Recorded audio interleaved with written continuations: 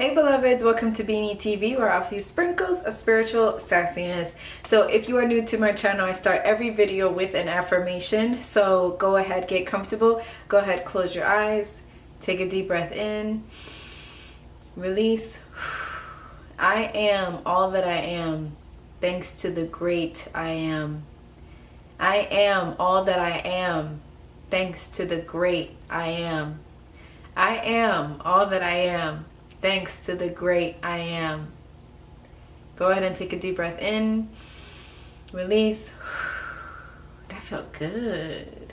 We are everything we are, thanks to the great creator, the intentional creator, the awe-inspiring. You can't even understand the capacity, abundance, the vastness of God, of their creator. But take that affirmation with you today. You are everything you are because of the great God. So let's get into today's video. So social media. So you guys know that once in a while I do like to take social media breaks. Last year I took a social media break for 1 month. I was not on Facebook, Instagram, social, like anything. I was not on anything at all. And during that month I realized that when you're not looking at someone's highlight reel all the time, when you're not looking at somebody's lives, your friends or famous people or people that you are inspired by, you kind of forget about them. And you kind of, especially the people that like, you know, are living these lavish lives or lives that you aspire to have, you forget that they exist. And then the comparison just like goes away because you're not constantly looking at them. So I do have a few videos on what to do to quit social media or to put a pause on social media. Even the most successful influencers, we need a break, because everybody knows, everybody in Silicon Valley knows that social media is a little dangerous. And it's like coming out, right? It's coming out in a lot of scientific research that Instagram is the most depressing app. It literally is. Your mind is taking in other people's smiling, I'm happy, I'm on a yacht, here's my husband, here's my dog, here are my twin babies, and all of these things, and you're fucking sitting in your room with ramen noodles watching Hey Arnold reruns. Don't judge me, I love Hey Arnold. Hey Arnold. Okay, sorry.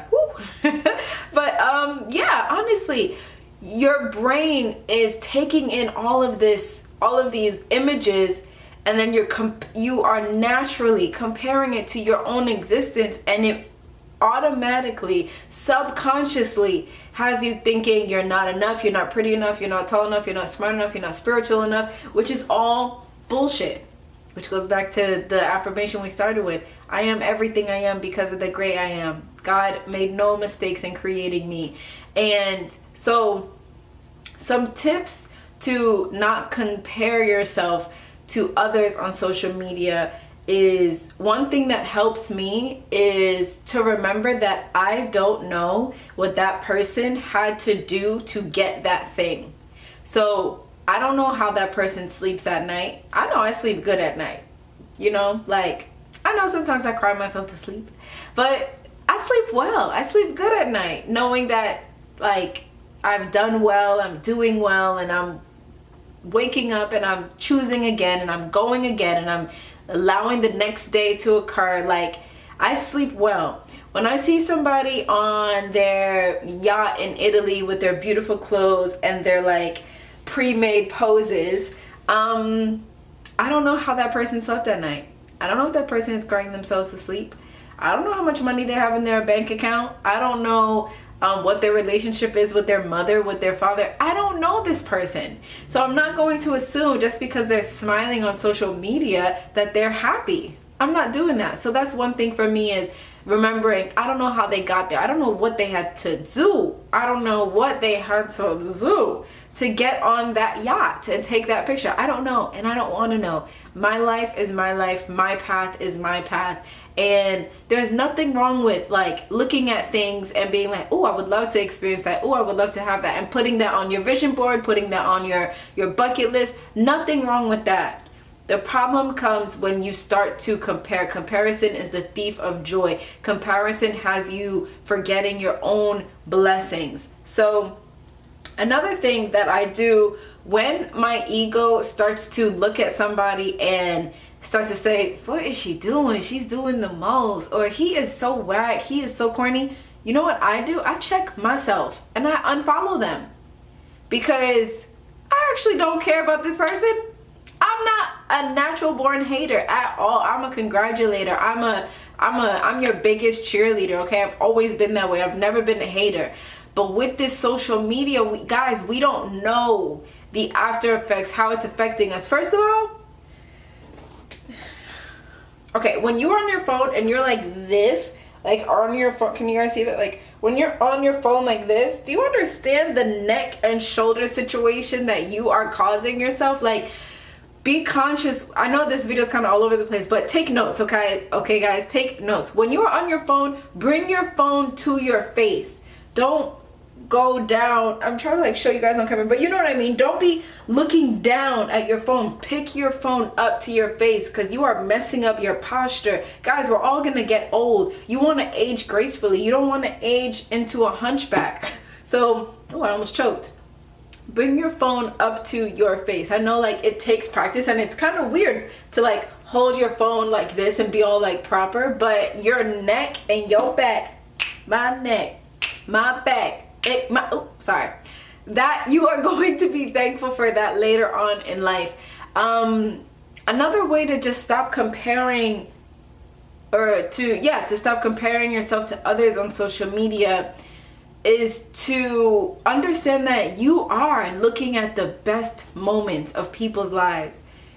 I know that maybe you're trying to have a child and it's just not happening, and you're looking at someone breastfeeding their newborn or posting their newborn, and I know it's like, it's tough, it's a hard pill to swallow, but understand that, again, you're not seeing the background. You're not seeing what it took for that person to have that child, what it's taking that person to raise that child, or the time and the energy. Like, sometimes you have to ask yourself, if I had this right now, would I be in the right mental, spiritual, emotional space to be able to handle it, and to handle it with care, and to have it for a long time? Sometimes you got to check yourself. If someone gave me a yacht today, I don't know why I keep talking about yachts. Okay, if someone gave me a husband today, we'd be divorced in 6 months, because I'm still working on myself. I'm still working on myself. I'm still becoming the person that I need to be in order to be a great life partner. So when you're looking at people in their romantic relationships, you ask yourself, if you had a boyfriend today, if you had a girlfriend today, if you had I don't know, a puppy today, would you be able to handle it? Would you be able to take care of it? Would you be able to assist it and mold it? Sometimes y'all are just so greedy and so selfish. You just want things to want them. How is this a blessing for you? How would that be a blessing for you? Maybe someone else's blessing, their booming business, their clients, their tours, whatever, maybe that wouldn't be a blessing to you. And that goes back to understanding that we are all on our own journey. When you see other people shining bright and being popping genuinely on Instagram, know that they are allowing God to just flow through them. How can you compete and compare and hate on somebody who's letting the light and love of God flow through them? That's why I enjoy following authentic, genuine, great influencers on social media. I don't follow a lot of celebrities. I really don't. I'll go to their page. Like, I have my few celebrities that I really like checking out their page. But if you are not feeding my soul, if you are not visually inspiring me, if you are not creative or artistic, and you're just like posting a bunch of selfies, I'm not doing that. So another way for you to not compare yourself to others on social media is to fine tune what feeds your soul. How many makeup influencers can you follow? They're all doing the same thing. So choose your ones, choose your few that you're going to follow, and create that space of knowing that they're just inspiring you. You're not gonna sit here and be like, oh, they have 1 million followers, I have 500. No, like, dilute who you're following. I dare you to right now start unfollowing people, because after a while you're gonna forget they exist. You're gonna forget about their highlight reel, and you're gonna come back to yourself. Again, remember, Instagram is the most depressing app. So another thing for me is I do this, since I went, like last year when I was taking breaks from social media, and then when I came back, I would post and go. So I'm posting, writing my little ting, and then I'm going. I'm not scrolling through people's feeds. I'm not looking through things. Of course, there are days and moments where I am scrolling through people's feeds and getting inspired and just checking and being nosy. You know, that's what it's all about, is being nosy. But I put a timer on it for kids with the straight. Thank you, God, for technology, because it allows me to connect to you guys. So thank you, God, for technology, and thank you for all of the ways that we are able to connect and collab and all of those things. But it's an addiction. It is low key. Our brains are being wired to be addicted to picking up our phones. There's sometimes where I'm laying in my bed and I'm just watching TV and I feel the urge to pick up my phone. Why? It's an addiction.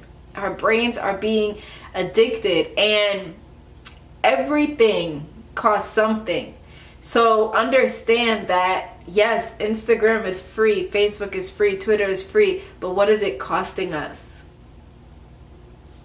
So ways to not compare yourself to others on social media. Everyone is on their own paths. Either you're celebrating that person on their path or unfollow them. If you start comparing yourself to somebody and you start being a hater, unfollow them. You don't know what that person had to do to get what they're showing off. And remember that if God gave you that thing today, would you be able to handle it? Would you be able to nurture it? Would you be able to take care of it?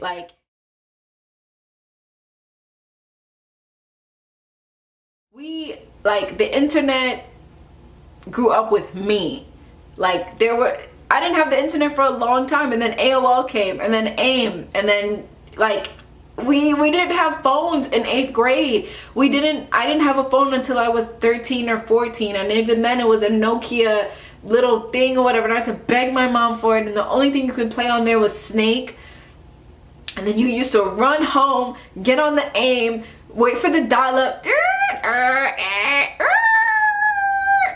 and then you would get on, and then you would have your remember the chat rooms where it would be like someone would walk into the chat room and you could pick your own song. So I would have like a camera on song, and you wouldn't know I was in the building. No, I was not popular at all. I was actually kind of geeky. I think I was.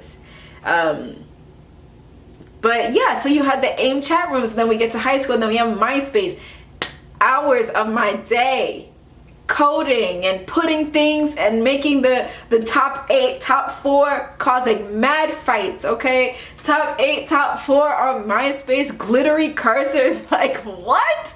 And MySpace introduced me to, I think MySpace was the first time I was comparing myself to others and being how is this person so cool? This person lives in Los Angeles. I'll never get to Los Angeles. How are these people doing this? People were putting themselves out there, okay? And that's when I think MySpace really rocked my self-esteem. It really just, if it was here, it was just plummeting down. MySpace was just because you could see all these really dope, cool people and connecting, and then my heart would get butterflies when my crush from Los Angeles would message me back, and I'm sure you had a thousand crushes. I remember when someone would have a song on MySpace and literally I was introduced to so much music through MySpace. Like, I was introduced to a lot of music. Oh my god, like I'm having a flashback. All I want to do right now is go listen to the Evolution of Robin Thicke, because wanna love you girl, wanna love you girl, wanna love you girl, wanna love you, wanna love, like the first time I heard that song was on MySpace. She's the kind of girl you wanna marry. Hey, hey, oh my god. Okay, and then we went to Facebook. And Facebook is where I know a lot of my friends started becoming depressed, seeing all of us go to our parties and study abroad, and it's like they were just stuck in their dorm room, and like that's again, Facebook brought that depression factor and comparing yourself to others. So social media has kind of always been this way. And you got to take the good with the bad, and you got to know when to disconnect, and you got to know when to log off. So again, the internet grew up with me. As I was growing up, so was the internet. Now when I first heard of Twitter, it was through Erykah Badu was live tweeting her birth, and I was like, on Twitter, what's a Twitter? I had no idea what Twitter was. And for me, when someone introduces me to something, I'm like, okay, yeah, no, I'll come back later. But yeah, Twitter, and then Snapchat was so weird when it first started. I thought Snapchat was so weird. But like, when Tyler, the Creator, deleted his Snapchat, I was like, I'm deleting my Snapchat too, because I love Tyler, which I do.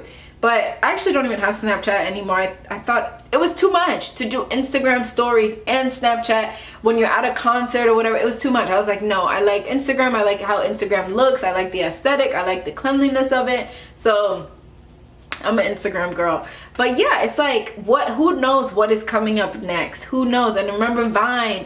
Vine would have me cracking up, okay? Vine would have me dying. Vine would make some of my saddest nights here in LA like so fun, so funny. So RIP Vine. Vine put a lot of people on the map too. Vine helped a lot of influencers today and comedians today. Really, it gave them a really good platform. So you see, it's like there's always a new platform being developed, and you are going to have that comparison factor. You're naturally going to compete and compare, but do the inner work to know that you're good and that your path is good, your path is ordained, and everything about you is intentional and amazing and awesome. And log off.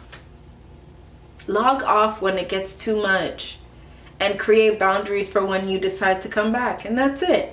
That's it. We're trying to learn how to navigate the social media world and reality, and we've never been here before as a society.